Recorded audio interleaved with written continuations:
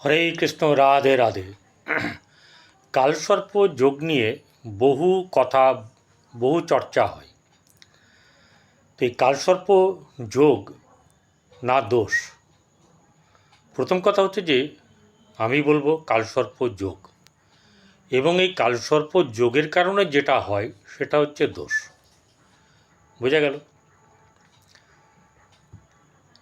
আমি পরিতোষ দে আপনাদের সামনে এই ভিডিওতে উপস্থিত হয়েছি। যারা সাবস্ক্রাইব করছেন তারা সাবস্ক্রাইব করে পাশে থাকা বেল আইকনে ক্লিক করে দেবেন, এবং যারা অলরেডি সাবস্ক্রাইব করেছেন তাদেরকে অসংখ্য অসংখ্য ধন্যবাদ জানাই। সকলে ভালো থাকবেন, সকলের ভালো হোক। কালসর্প যোগ ব্যাপারটা হচ্ছে গিয়ে কী কারণে হয় সেটা জানতে হবে, এবং কালসর্প যোগ কত প্রকার, কালসর্প ভঙ্গ কালসর্প কী, এবং এই কালসর্প যোগের থেকে কী করে রেহাই পাওয়া যাবে বা পরিত্রাণ পাওয়া যাবে কি যাবে না, সেই নিয়ে কিন্তু আলোচনা করব। ছোট্ট ভিডিও হলেও খুব গুরুত্বপূর্ণ। অ্যাকচুয়ালি ব্যাপার হচ্ছে যে কালসর্প সৃষ্টি হয় কিভাবে। রাহু এবং কেতু দুটোই হচ্ছে ছায়া গ্রহ, কিন্তু এই ছায়া গ্রহ মাধ্যমে, এদের বিশেষ অবস্থানের মাধ্যমে কালসর্প যোগের সৃষ্টি হয়। সেটা হচ্ছে যে একদিকে রাহু এবং কেতুর এক পার্শ্বে গ্রহ যদি না থাকে এবং আরেক পার্শ্বে শূন্য থাকে, অর্থাৎ কোনো গ্রহ যদি না থাকে রাহু এর কেতুর মাঝখানে, তাহলে সেটাকে বলা হয় পূর্ণ কালসর্প দোষ। আজকের ডেটে দাঁড়িয়ে আমি বলছি, যেমন শনি এই অরবিটের বাইরে আছে, রাহু এবং কেতুর বাইরে আছে। যখনই চলে যাবে 29 তারিখে রাত 9:44, তখন পূর্ণ কালসর্প যোগের সৃষ্টি হবে। অর্থাৎ একদিকে সমস্ত গ্রহগুলো আর একদিকে কোনো গ্রহ নেই। বোঝা গেল? এইটা হচ্ছে পূর্ণ কালসর্প দোষ। আবার ভঙ্গ কালসর্পও আছে। ভঙ্গ কালসর্প বলতে কীরকম বোঝায়? রাহু এবং কেতুর একদিকে সমস্ত গ্রহ আছে, শুধু একটি বাদ দিয়ে।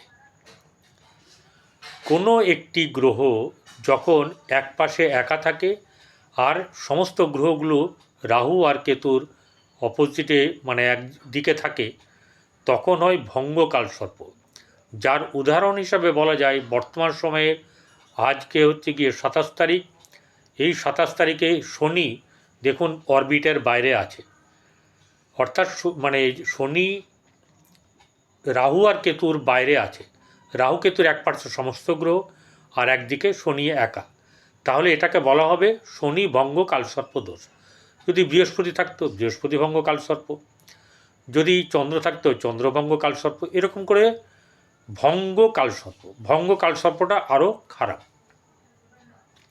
কারণ তার উপরেই কিন্তু প্রেশারটা পড়বে। বোঝা গেল? এবার একটা কথা হচ্ছে যে রাহু আর কেতুর যে কালসর্প যোগ সৃষ্টি করে, সেটাতে কিন্তু পজিটিভ আছে, আবার নেগেটিভও আছে। নেগেটিভ হচ্ছে যে বাঁ ধারে কেতু, ঠিক আছে, বাঁ ধারে কেতু আর ডান ধারে রাহু, অর্থাৎ কেতু এক পার্শ্বে সমস্ত গ্রহ, কেতু আর রাহু নিচে, সেরকম জায়গাগুলোকে বলা হয় আপনার নেগেটিভ। আর রাহু প্রথমে থাকবে উচ্চে, নিচের দিকে কেতু থাকবে, সেরকম জায়গাতে আপনার হচ্ছে গিয়ে পজিটিভ কালসর্প। তবে এটা হচ্ছে বোর্ড দেখানোর ব্যাপার, পরবর্তীকালে আমি বোর্ডে দেখাবো, ভালো করে বোঝাবো। এখন কালসর্প যোগ কত প্রকার আছে? কালসর্প যোগ প্রধানত 12টা, আরও আছে কিন্তু প্রধানত 12টা। চলুন সেই এই মানে না কালসর্প যোগের নামগুলো বলবো। তার আগে বলে দিই কালসর্প যোগে কি কি ফল হয়। দেখুন, কালসর্প যোগ মানে ভয়ের ব্যাপার সবটাই নয়। এই কালসর্প যোগে কোনো না কোনো দিকে একদিকে অন্ধকার হওয়ার ব্যাপার থাকবে। সেটা দাম্পত্য জীবনে হতে পারে, সেটা শিক্ষার জীবনে হতে পারে, কর্মজীবনে হতে পারে, আর্থিক জীবনে হতে পারে। আর কালসর্প থাকলে কি হয়? কালসর্প থাকলে কোনো না কোনো ব্যাপারে বাধা বিপত্তি, সমস্যা তৈরি হওয়া, একে অপরকে কথা বোঝাতে না পারা, এবং আরেকটা ব্যাপার হচ্ছে যে কালসর্প যোগ আমার যেটা ধারণা বা আমি যেটুকু জেনেছি তাতে করে হচ্ছে যে কোনো অভিশাপের কারণের জন্যে কালসর্প যোগটা এই জন্মে জন্মে আপনার প্রাপ্ত হয় এবং তার ফল ভোগ করতে হয়। এই কালসর্প যোগে অনেকে উচ্চ জায়গাতে অধিষ্ঠিত হয়েছে, আবার কেউ খারাপ থাকলে সেটা অধোগামীও হয়েছে।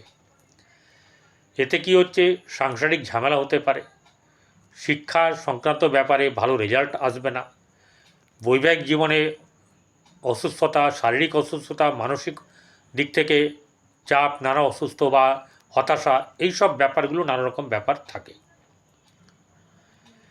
এবারে জেনে নেব কালসর্প যোগের। এটা কিন্তু যেটা আমি বলবো 12টাই বলবো, যে আগা পিছু ওগুলো পরে যখন শেখাবো আরও বা অন্যভাবে বলবো দেখাবো তখন দেখব। মোটামুটি 12টা কালসর্প যোগ কীরকম আছে সেটা জানিয়ে দিই। কী কী: অনন্তনাগ কালসর্প, কুলিক কালসর্প, বাসুকী নাগ কালসর্প, শঙ্খপাল কালসর্প, পদ্মনাভ কালসর্প, মহাপদ্মনাভ কালসর্প, তক্ষক কালসর্প, ধৃতরাষ্ট্র নামক কালসর্প, কালিয়ানাগ কালসর্প, বৃহৎ কালসর্প, বিষধর কালসর্প এবং অনন্ত বা শেষ নাগ কালসর্প দোষ।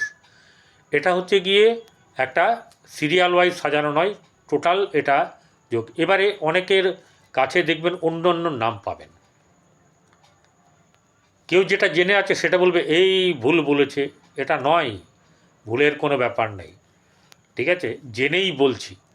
এই কালসর্পদোষ থেকে মুক্তি পাবেন কি করে? কালসর্পদোষ থেকে মুক্তি পেতে গেলে প্রথম কথা হচ্ছে যে কাল সর্প, সেটি কিন্তু এই সর্পের যেহেতু কাল এবং সর্প যে ব্যাপারটা, সেটা হচ্ছে কাল বলা হয় মহাদেবকে। মহাদেবের শিবের মন্দিরে, যারা ত্রম্বকেশ্বর মন্দির, বৈদ্যনাথ ধাম, আপনার উজ্জয়িনী, কাশী বিশ্বনাথ, এসব জায়গায় গিয়ে যাবে। আবার মা মনসা দেবী অর্থাৎ পদ্মাবতী মায়ের এখানে কিন্তু পুজো হলে শিবের কন্যা, আর তিনি কালসর্পের তার অধীনে।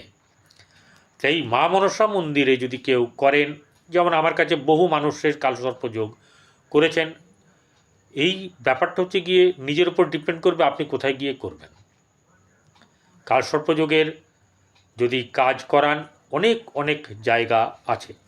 ত্রম্বকেশ্বর মন্দির বললাম আপনাকে, বৈদ্যনাথ ধাম যেতে পারেন, উজ্জয়িনী যেতে পারেন, কাশী বিশ্বনাথ যেতে পারেন। এখানে গেলে মোটামুটিভাবে আপনি কালসর্প দোষের থেকে অন্তত কিছুটা রেহাই পাবেন। তবে একটা কথা হচ্ছে যে প্রতি বছর সেই ডেটেই বা সেই তিথিতে বা করলে খুব ভালো, না করলেও একবার নয় 3বার করবেন যদি পারেন, ভিন্ন ভিন্ন জায়গাতে করবেন, কিন্তু একটা বছর পূর্ণ হলে তবেই। বোঝা গেল? এবারে এই কালসর্প যোগ হচ্ছে গিয়ে এরকম ব্যাপার। নমস্কার।